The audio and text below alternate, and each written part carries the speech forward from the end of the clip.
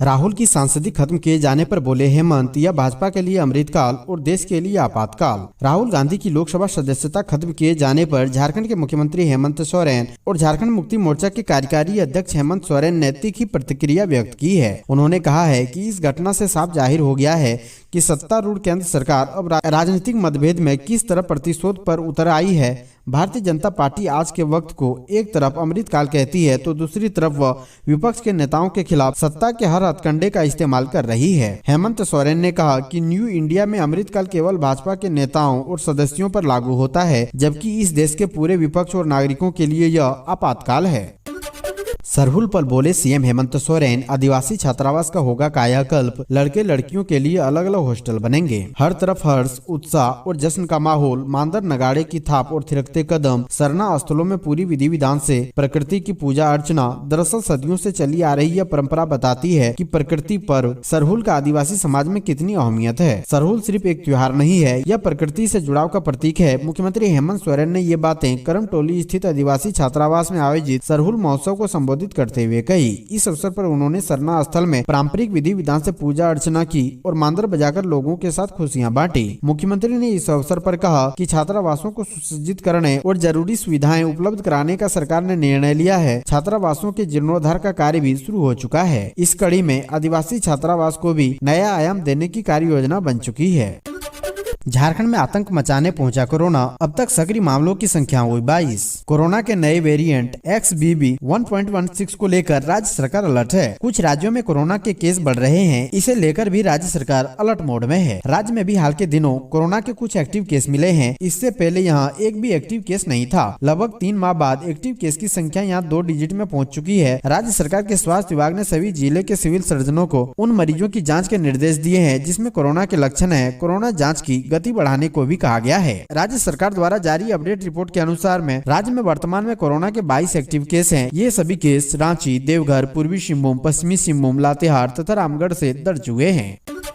दीपक प्रकाश ने कहा, अमर्यादित भाषा बोलने के अभ्यस्त है राहुल गांधी, जो जैसा करेगा वैसा भुगतेगा। राहुल गांधी की लोकसभा की सदस्यता समाप्त होने के बाद पूरे देश की सियासत गर्मा गई है। विभिन्न पार्टी के नेताओं के बीच जुबानी जंग जारी है। कुछ जगहों में भाजपा और कांग्रेस के बीच झड़प भी हुई है। इस बीच भाजपा प्रदेश अध्यक्ष दीपक प्रकाश का बयान भी सामने आया है, जिसमें उन्होंने लोकसभा स्पीकर के द्वारा लिए गए फैसले का स्वागत किया है। भाजपा प्रदेश अध्यक्ष व सांसद दीपक प्रकाश ने कहा है कि देश में कानून सबके लिए बराबर है, चाहे राजा हो या रंक, जो जैसा करेगा वैसा भुगतेगा। उन्होंने कहा कि राहुल गांधी अमर्यादित भाषा बोलने और टिप्पणी करने के अभ्यस्त हो चुके हैं। उन्होंने खुद को भारत के संविधान, लोकतांत्रिक व्यवस्था, मर्यादाओं और परंपराओं से ऊपर मान लिया है। दीपक प्रकाश ने कहा कि सूरत से सेशंस कोर्ट ने गुरुवार को राहुल गांधी को उनके अमर्यादित बोल के कारण 2 साल की सजा सुनाई और कानून में 2 साल या उससे ऊपर की सजा होने पर सदस्यता समाप्त होने का प्रावधान है, जो सब पर लागू होता है।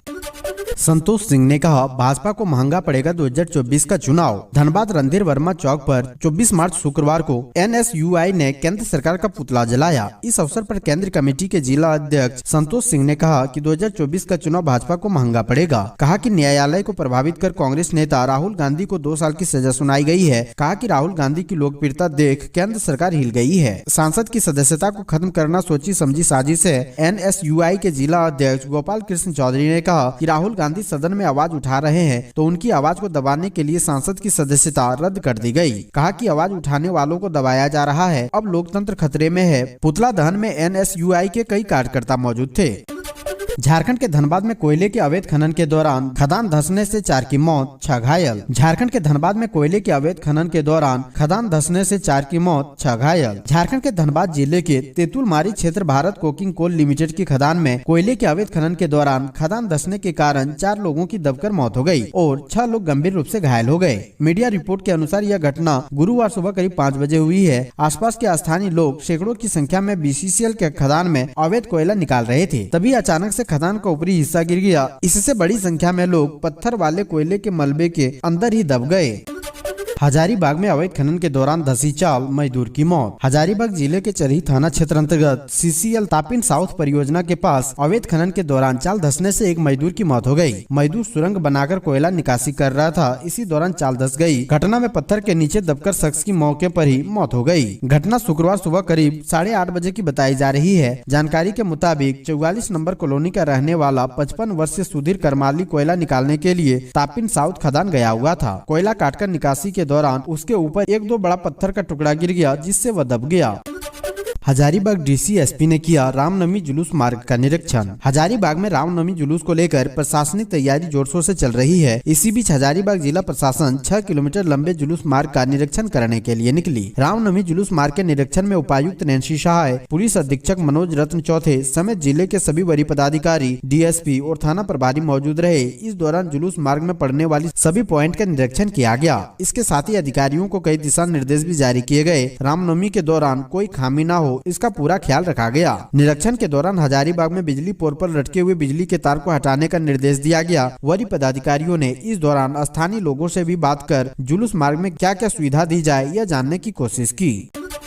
पारा शिक्षकों के समायोजन के प्रकरण में सुप्रीम कोर्ट ने सरकार से मांगा जवाब, जानिए पूरा मामला। सुप्रीम कोर्ट में टेट पास पारा शिक्षकों की सेवा नियमित और समान काम के बदले समान वेतन देने के मामले की सुनवाई हुई। सुनवाई के बाद supreme court justice Dinesh Maheshwari एवं जस्टिस संजय कुमार के खंडपीठ ने झारखंड सरकार को नोटिस जारी करते हुए जवाब दाखिल करने का निर्देश दिया है। इस संबंध में सुनील कुमार यादव एवं अन्य की ओर से हाईकोर्ट के आदेश के खिलाफ SLP दाखिल की गई है। झारखंड हाईकोर्ट ने 16 दिसंबर 2022 को इनकी याचिका खारिज कर दी थी। इसके बाद प्रार्थियों ने सुप्रीम कोर्ट से SLP दाखिल की है। प्रार्थियों की ओर से अदालत को बताया गया है कि पारा शिक्षक के पद पर वह 15 साल से अधिक समय से काम कर रहे हैं, सभी टेट पास हैं और शिक्षक बनने के लिए सभी योग्यता रखते हैं। राज्य में शिक्षकों के पद रिक्त हैं, सभी को सहायक शिक्षक के रिक्त पदों पर समायोजित कर देना चाहिए। शिक्षक बनने की सभी योग्यता रखने के बाद भी उन्हें नियमित शिक्षक से काफी कम मानदेय मिलता है। समान काम के बदले उन्हें समान वेतन मिलना चाहिए।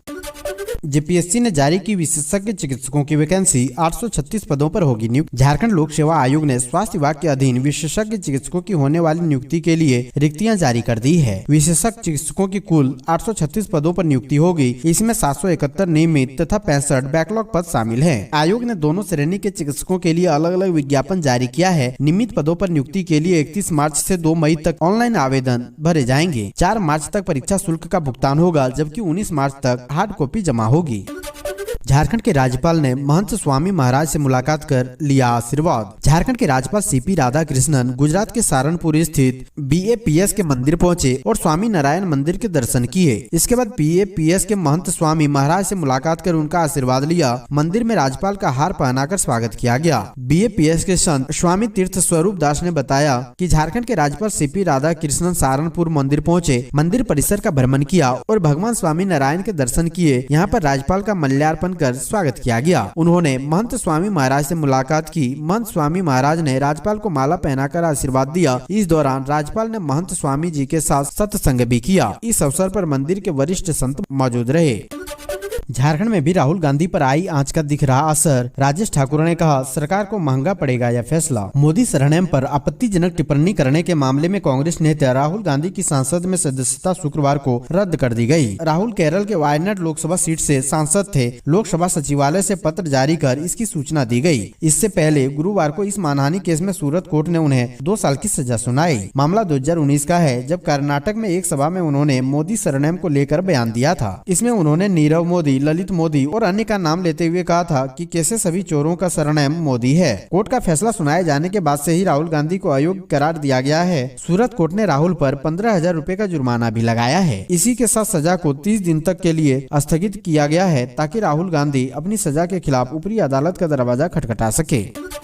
27 मार्च को झारखंड कैबिनेट की मीटिंग, यह जरूरी फैसले लेगी हेमंत सोरेन सरकार। आगामी 27 मार्च को झारखंड कैबिनेट की मीटिंग होगी। मुख्यमंत्री हेमंत सोरेन इसकी अध्यक्षता करेंगे। 27 मार्च को प्रोजेक्ट भवन सभागार में होने वाली इस अहम मीटिंग में राज्य में विकास से जुड़ी महत्वपूर्ण योजनाओं पर चर्चा के बाद अहम फैसले लिए जाएंगे। गौरतलब है कि मीटिंग दोपहर 3:30 बजे से शुरू होगी। बता दें कि पिछली कैबिनेट मीटिंग में राज्य की हेमंत सोरेन सरकार ने 60-40 पर आधारित नियोजन नीति को पारित कराया था। हालांकि उक्त नियोजन नीति का झारखंड के युवाओं के द्वारा द्वारा विरोध किया जा रहा है। गौरतलब है कि झारखंड में 15 मार्च से बदले मौसम के दौरान आंधी और ओलावृष्टि की वजह से रबी फसलों को नुकसान पहुंचा है। सब्जियों की खेती भी प्रभावित हुई है। झारखंड में पहले से ही सुखाड़ का दंश झेल रहे किसानों के लिए कैबिनेट की मीटिंग में कोई अहम फैसला किया जा सकता है।